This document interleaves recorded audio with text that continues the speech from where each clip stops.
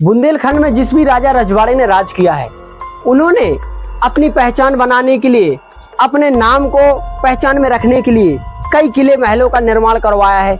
कई ऐसे निर्माण करवाए हैं जिससे लोग सदियों तक उनको याद रख सकें। लेकिन आला उदल को किसी पहचान की जरूरत नहीं है। हालांकि उनकी पहचान के रूप में सिर्फ यही एक खंडर किला बचा हुआ है। क्या रानी मछला इन्हीं सीढ़ियों से होकर इस तालाब में नहाने के लिए जाया करती थी? उस समय इसकी बनावट काफी सुंदर रही होगी। आज तो यहाँ पर आने में डर लग रहा है।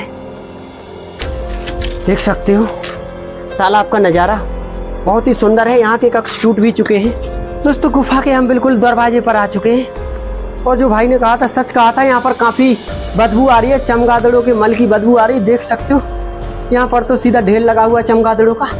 और इस गुफा का दरवाजा रात्रि में खुलता है। पर यहाँ दोस्तों कहते हैं कि जो लोग इतिहास को भुला देते हैं, इतिहास उन्हें भुला देता है। ऐसे ही आज एक इतिहास को जानने के लिए हम आ चुके हैं उत्तर प्रदेश के महोबा की वीर भूमि पर। क्योंकि ये वीर भूमि है, वीरों से भरी पड़ी रही है, वीरों से कभी भी खाली नहीं हुई है। और ऐसे ही वीरों का एक किला आपके सामने मौजूद है, जिसे पूरे बुंदेलखंड का सेनापति भी कहा जाता था। दोस्तों, शायद ही ऐसा कोई इंसान हो बुंदेलखंड में और भारत में भी लगभग 70% लोग इन वीरों को जानते हैं। आला उदल के बारे में हर एक व्यक्ति जानता है। और जब भी इनका नाम हमारी जुबान पर आता है तो हमारी भुजाएं फड़कने लगती हैं, हमारी धमनियों का खून गर्म हो जाता है। क्योंकि एक ऐसे वीर थे जिन्होंने मात्र 12 वर्ष में अपने पिता का बदला लिया था, मौत का बदला लिया था। एक बहुत ही शक्तिशाली राजा का सर्वनाश कर दिया था, उसको मिट्टी में मिला दिया था।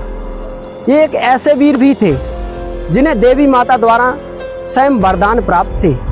और कोई एक वीर नहीं, ये जितने भी वीर थे उतने ही वरदान थे और ये बहुत ही शक्तिशाली थे।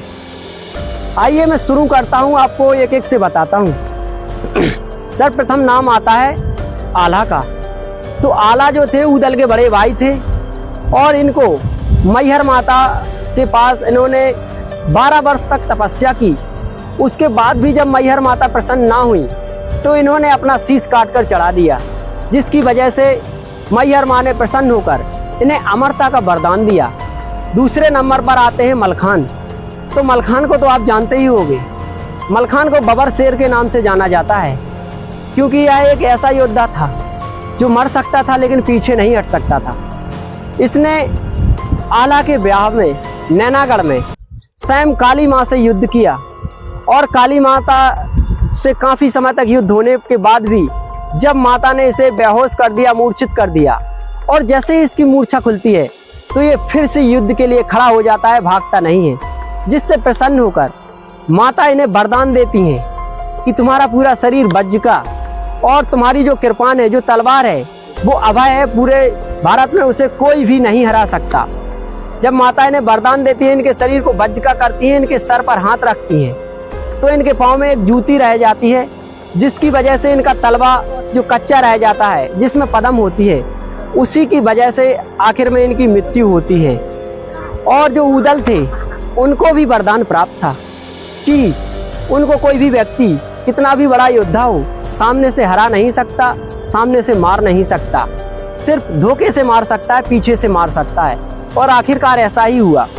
जब बेला का गोना हुआ तब पीछे से ही उदल का वध हुआ था, उदल की मृत्यु हुई थी।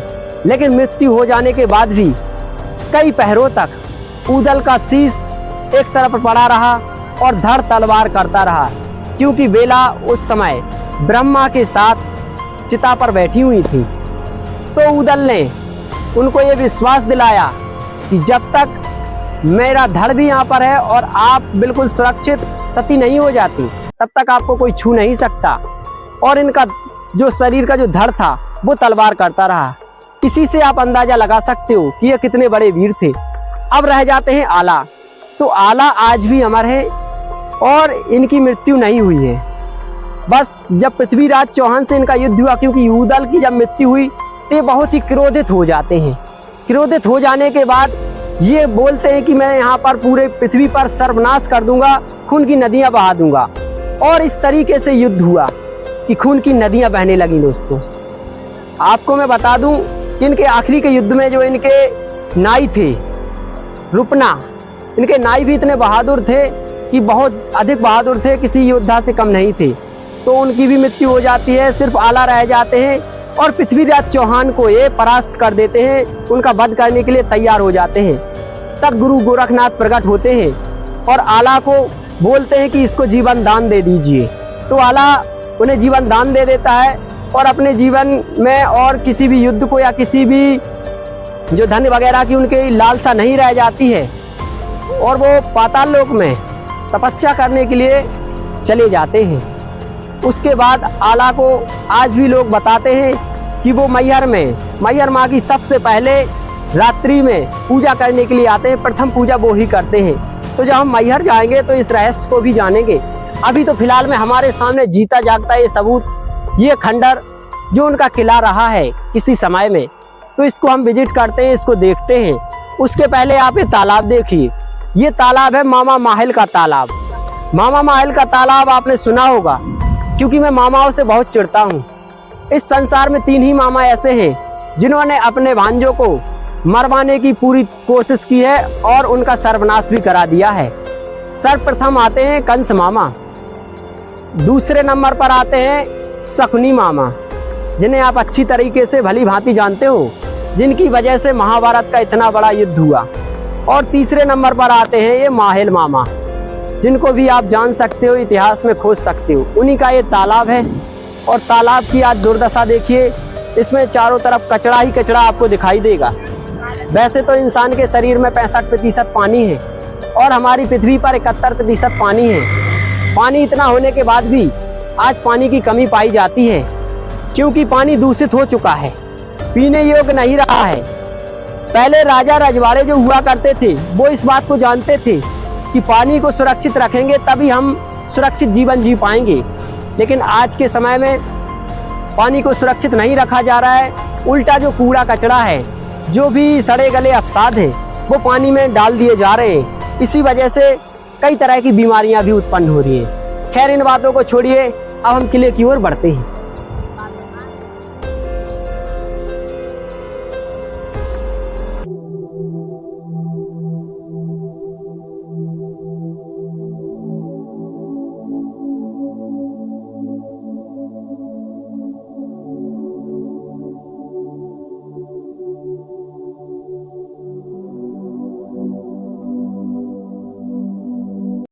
दोस्तों अब हम जो किला है जो आला का, उसके प्रथम द्वार पर आ गए हैं, प्रवेश द्वार पर, जो कि लगभग उसी समय का बना हुआ है और कुछ इसका सुधार कार्य अभी भी हुआ है।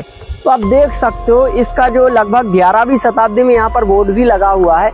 इसको 11वीं शताब्दी में बनाया गया था महाराजा परमाल के द्वारा, जो कि इनके जो सेनापति थे आला उदल, तो इनके निवास के लिए, विश्राम के लिए, और ये जंगल भी हुआ करता था यहाँ पर, तो शिकार वगैरह की भी अच्छी यहाँ पर सुविधा हुआ करती थी। और उस तरफ ये महामाहिल का जो तालाब है, तो इसकी वजह से काफ़ी ठंडक भी रहा करती थी यहाँ पर, इसीलिए इसका निर्माण करवाया गया था। तो हम प्रथम दरवाजे को देखते हैं, इसको देख सकते हो, उस समय की इस बनावट को भी देख सकते हो। पूरा इसका जो ईंटों से निर्माण है, तो आप इस निर्माण को देखिए। और दोनों तरफ इस सैनिकों के बैठने के लिए ये जो बनाई गई थी, यहाँ पर सैनिक बैठकर पहरा दिया करते थे। गेट तो वर्तमान में इसका अभी यहाँ पर मौजूद नहीं है, लेकिन आप यहाँ पर अनुमान लगा सकते हो कि गेट रहा होगा, क्योंकि गेट की कुछ निशानियाँ आज भी यहाँ पर मौजूद है। लेकिन गेट काफ़ी, जैसे कि 1000 वर्ष से अधिक हो चुके हैं, तो गेट हो सकता है टूट गया हो किसी भी वजह से। और अब हम इसके अंदर आ गए हैं। ये देखिए, हम जैसे ही इसके अंदर आते हैं तो ये पूरा खंडर में तब्दील हो चुका है और हमें खंडर जैसा ही दिखाई पड़ता है। तो सबसे पहले हम देखेंगे यहाँ पर जो आला उदल थे, तो उनके पास घोड़े रहा करते थे। तो अस्तबल हम देखेंगे, इस तरफ अस्तबल बना हुआ है और आला उदल के पास जो 5 घोड़े थे, जो मलखान, देवा, ब्रह्मा, आला उदल, ये 5 भाई थे। तो इन 5 भाइयों के पास बहुत ही चमत्कारी घोड़ा हुआ करते थे, जो उड़ा करते थे, आसमान में उड़ा करते थे। अब वो कहाँ से आए, उनके पास कैसे आए, उसके बारे में भी हम अभी जानेंगे आगे। उसके पहले अस्तबल की ओर चलते हैं हम।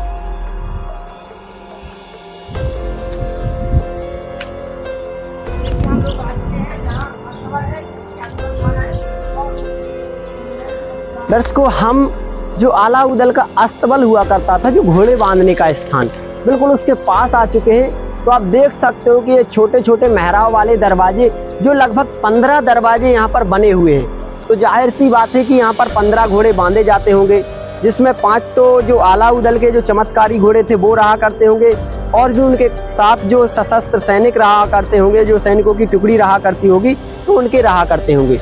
तो आप देखते हो दोनों तरफ ये उजाले वगैरह के लिए, जो दिए रखने के लिए ये अलमारी बनाई गई है। और इस दरवाजे से हम अंदर आते हैं तो आप देखिए उस समय का अस्तबल देख सकते हो।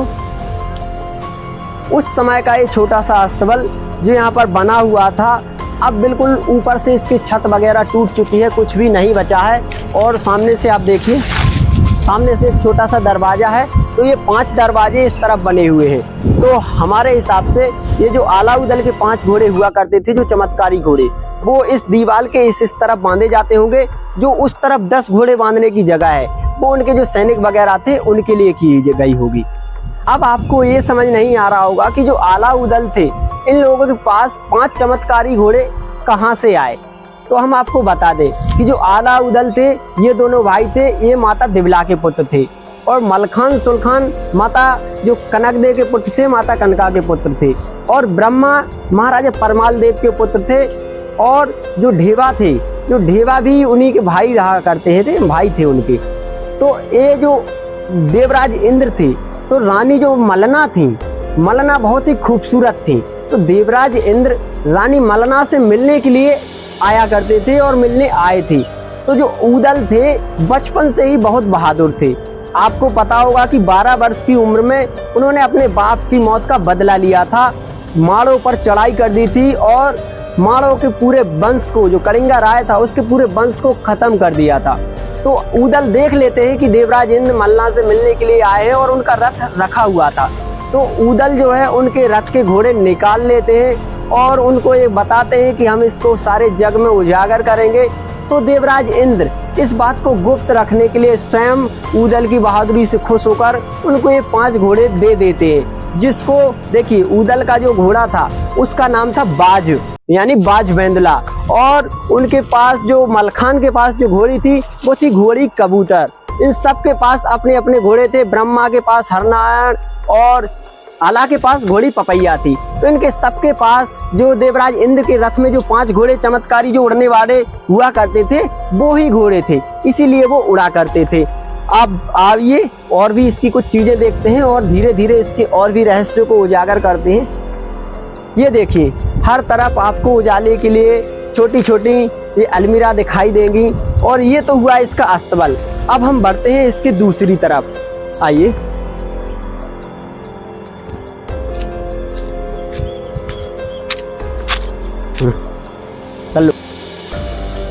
दोस्तों, यहाँ पर उस समय की कुछ डिजाइनें, जो कलाकृति उकेरी गई है, जो आज टूट चुकी है, लगभग मिट चुकी है। और उस समय का ये दोस्तों, आला उदल के बारे में आपने काफी सुना होगा। ऐसा नहीं है कि आला के उदल के बारे में कोई नहीं जानता हो।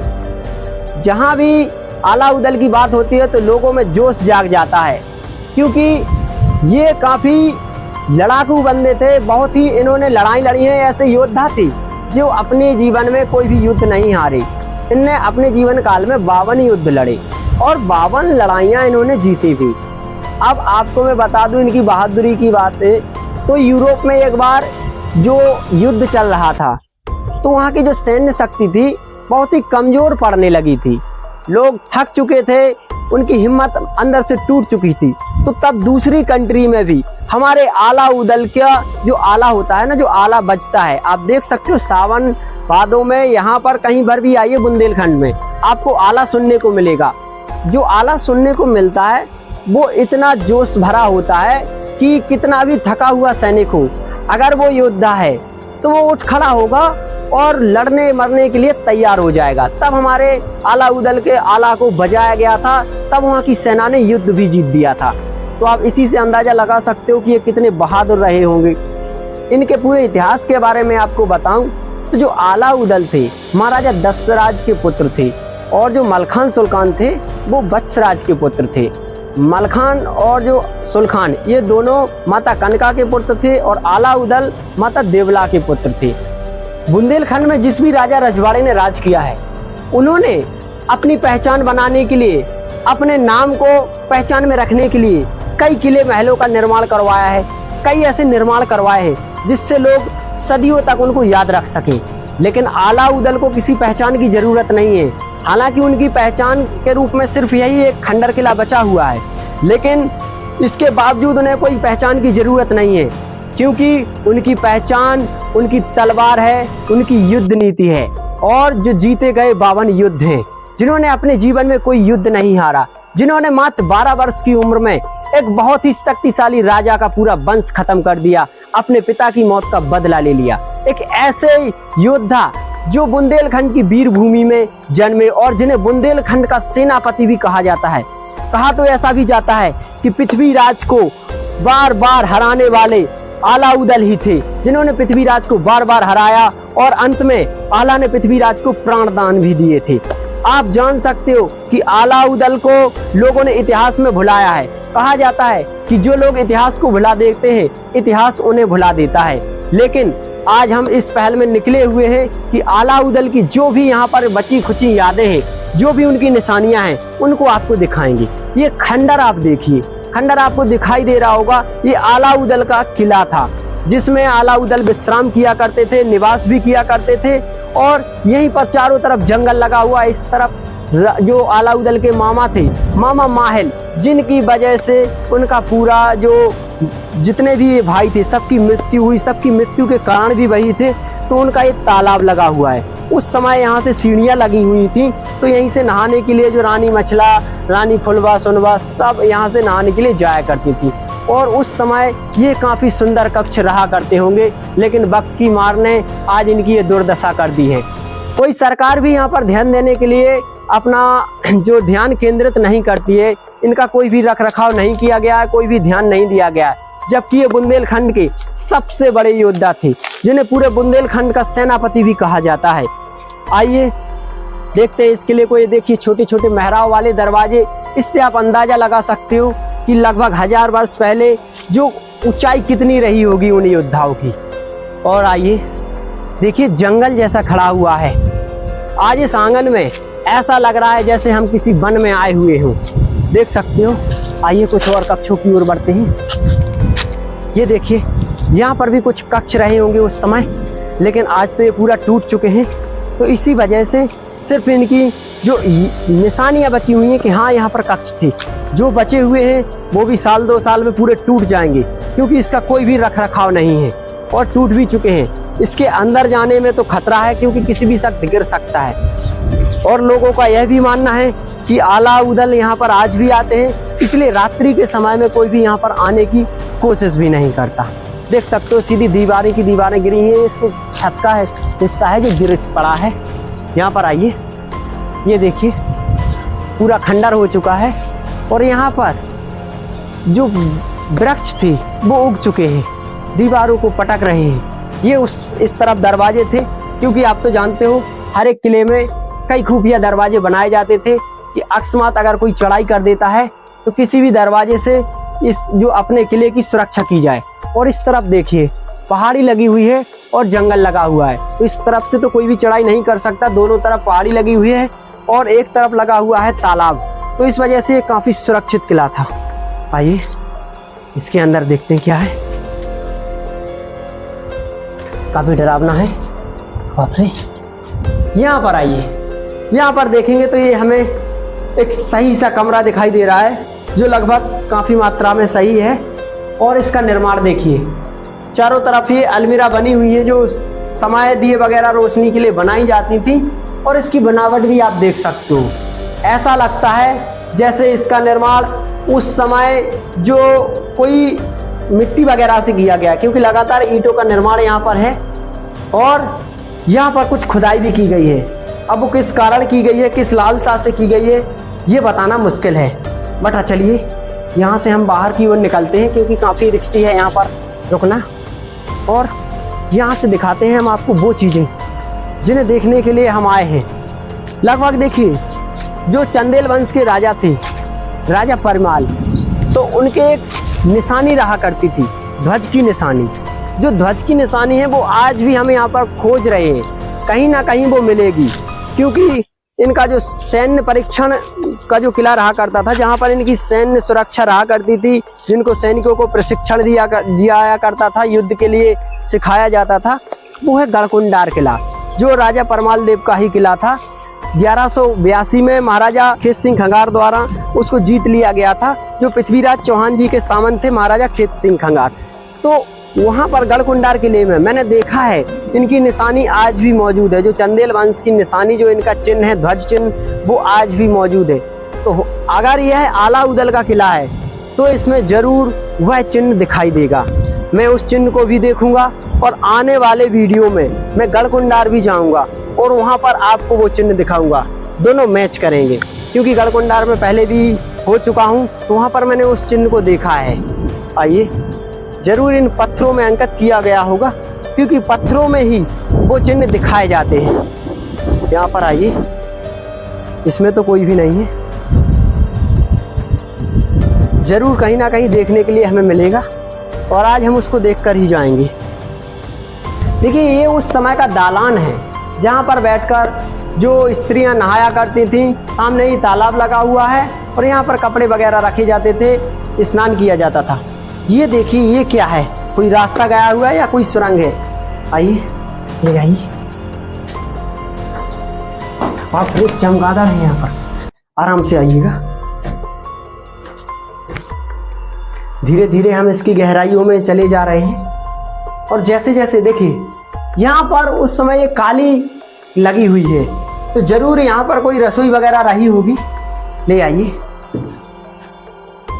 और हम नीचे आते हैं तो हमें उसी तरह का एक और दालान देखने को मिलता है, एक और बरामदा देखने को मिलता है। तो जाहिर सी बात है कि ऊपर वाला पुरुषों के बैठने के लिए बनाया गया होगा और ये जो नीचे वाला है ये स्त्रियों के लिए नहाने के लिए बनाया गया होगा। तो इसमें यहाँ पर कुछ बनाया गया है, एक जैसे कि अलमीरा टाइप का, कोई गोदरेज जैसा, जैसे कुछ कीमती सामान इसमें रखा जाता हो। देखिए, ये तो काफ़ी गहरा है और मुझे लगता है कि उस समय स्त्रियों के जो नहाने के कपड़े वगैरह सारा कुछ यहाँ पर रखा जाता होगा। आइए, यहाँ से कहाँ पहुँचता है? यहाँ से रास्ता गया है शायद। ले आइए।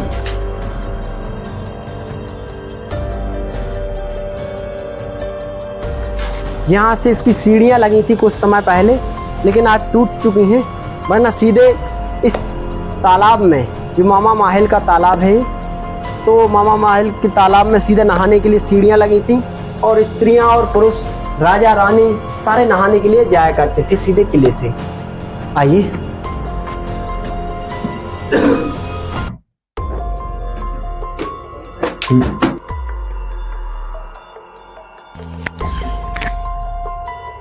इसको देख सकते हो, पूरा तो अभी ये वीरान पड़ा हुआ है।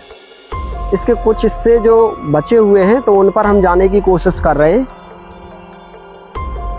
देखिए सामने आप, पीछे ही पहाड़ी लगी हुई है, सामने शायद उनके कक्ष रहे होंगे रहने के, सेनापति वगैरह के या उनके। चलिए वहीं पर चलते हैं।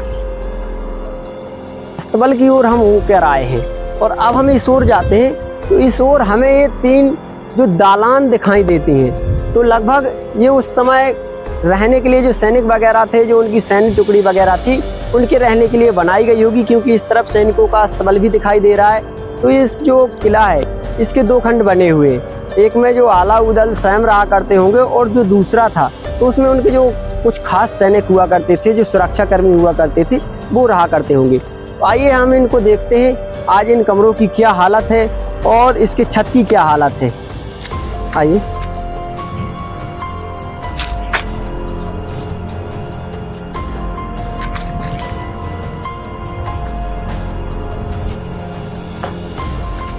ये देखिए दोस्तों, उस समय की बनावट, किस तरह की बनावट यहाँ पर की गई है। पूरा छत किसी भी समय गिर सकता है, क्योंकि देखिए यहाँ पर टूट भी हो चुकी है, सिर्फ ये खंडर रह चुका है। जैसा कि मैं आपको पहले भी बता चुका हूँ, सिर्फ इसमें बची हुई हैं तो खंडर। यहाँ पर देखोगे तो ये किस तरीके से बनाया गया है, पिलर बनाए गए हैं इसके, और उस पर ये दीवार खड़ी की गई है। काफी मोटी दीवारें उस समय बनाई गई थी और ईंटों से निर्माण है इसका लगातार। आइए इसकी छत पर चलते हैं, छत से हमें कुछ देखने को मिलेगा। आइए।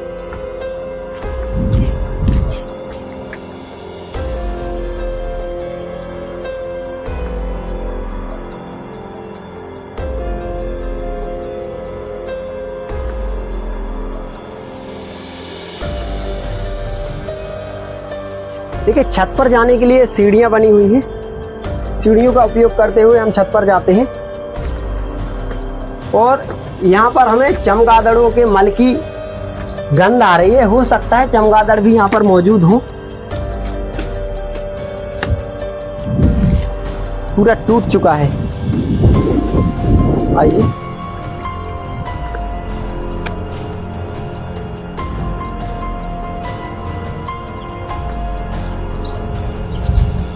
ये देखिए उस समय का ये छत जो बचा हुआ है, बाकी तो ये खंडर में तब्दील हो चुका है, कुछ भी देखने के लिए शेष नहीं है। आला उदल की कहें तो आला तो आज भी अमर है। बताया जाता है कि आला आज भी अमर है। और यहाँ पर देखिए सामने आपको इस पहाड़ में एक गुफा दिखाई देगी, जिसमें बताया जाता है कि रात को इस गुफा का दरवाजा खुलता है और आला निकलते हैं और यहाँ पर इस किले में भी आते हैं।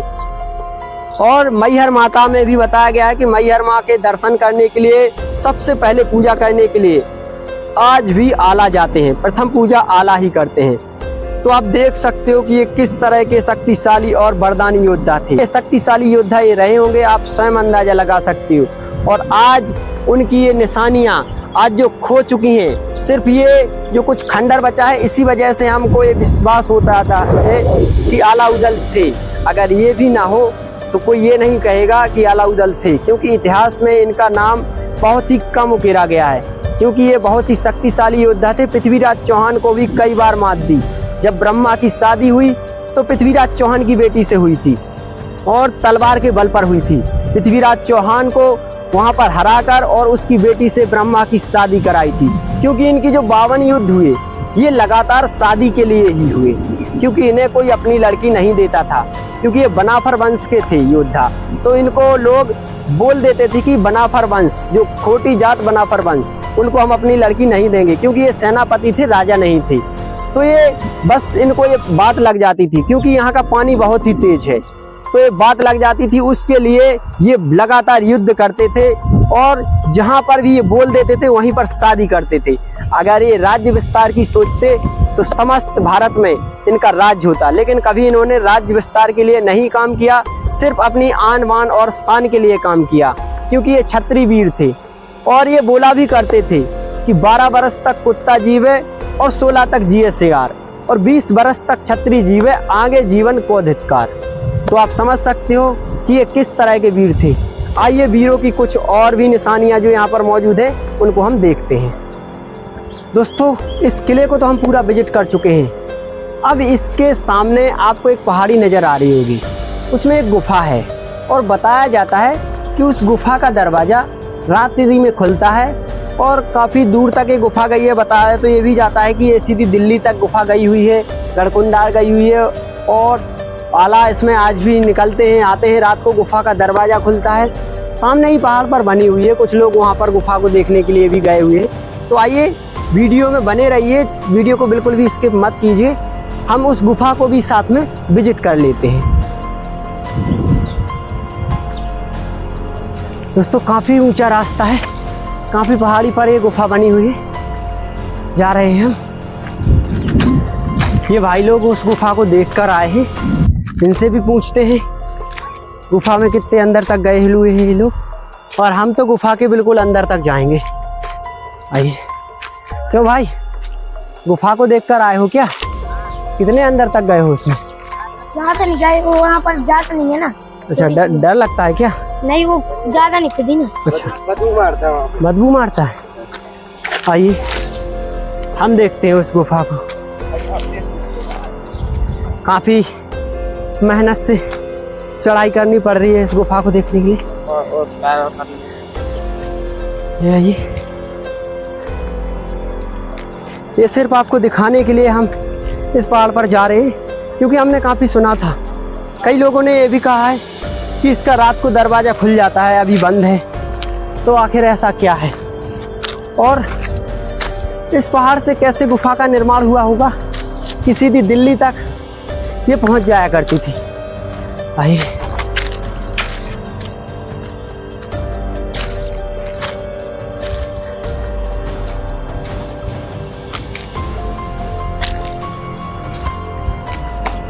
आइए भाई दोस्तों, गुफा के हम बिल्कुल दरवाजे पर आ चुके हैं और जो भाई ने कहा था सच कहा था। यहाँ पर काफ़ी बदबू आ रही है, चमगादड़ों के मल की बदबू आ रही है, देख सकते हो। यहाँ पर तो सीधा ढेर लगा हुआ है चमगादड़ों का। और इस गुफा का दरवाजा रात्रि में खुलता है, पर यहाँ पर जाना डेंजरस है क्योंकि मधुमक्खियों ने यहाँ पर अपना घर बना रखा है। तो दोस्तों ये वो गुफा थी, देखिए वहाँ से भी एक गुफा का रास्ता जाता है।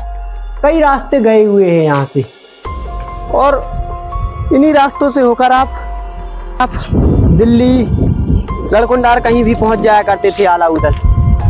इन गुफाओं को देखना काफ़ी खतरनाक है क्योंकि यहाँ पर जाना खतरे से खाली नहीं है। मधुमक्खियों का जो बड़ी वाली मधुमक्खी होती है, उन्होंने अपना घर बना रखा है इसको।